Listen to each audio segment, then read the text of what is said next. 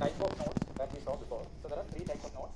One is the SPV or the light node. One is the second category is the full node, and third is the minor nodes. So we have already seen what minor nodes do. They compute the nonce value and they create new blocks in the network. And blocks gets flooded in the network and it gets accepted if it is a valid nonce value and a valid header hash according to the difficulty level in the network. Now these guys, they will have the full details plus mining role, right?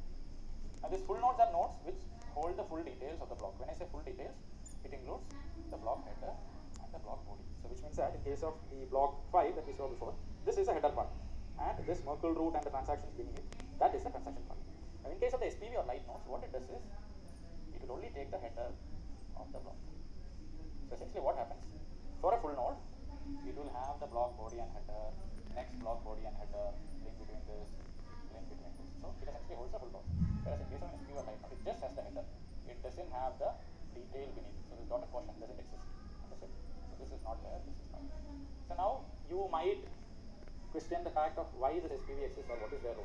So you remember initially we started with you joining the Bitcoin blockchain network. Now you as an individual, you don't have enough mining capability, so you can't become a miner node, and you don't want to spend your hardware storage space storing the full blockchain details, which is much bigger compared to the header.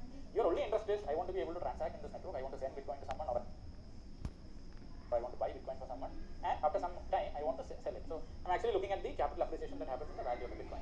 So in that case, my only interest is I want to keep the blockchain for a limited purpose, that I want to actually do my transactions and I want to validate whether my transaction have become part of the blockchain network or not. So let's take that scenario a little bit in detail. So assume that you are here, you are doing a transaction with node 1. You bought say 5 Bitcoins from node 1 and you're waiting for a week so that capital appreciation happens. So the today you're buying 5 Bitcoins from node 1. Now what will happen? It will become one transaction, that it is transaction 4 in the network.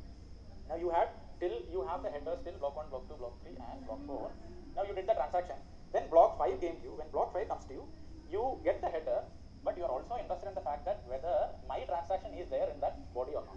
So what you will do, go back to the Merkle root, Merkle tree concepts and the Merkle path that we learned before. So to know whether this transaction 4 is there, you already have this transaction 4, you will ask the network to give you this hash and the hash of 3. So once you have these two values, you will be able to compute and see whether the Merkle root is coming correctly as per the header that you have. If that is the case, then your transaction is there in the body. So the simple payment verification node, the intention is that it just wants to verify whether its transaction has been part of the blockchain body. That is its only interest. That is why it just holds the header.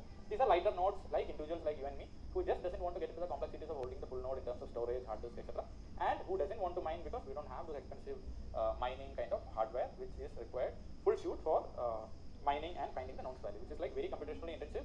It consumes so much of electricity, and that is one of the reasons why this proof of work consensus mechanism, even if that is the currently acceptable consensus mechanism in Bitcoin blockchain network, they are looking at alternatives.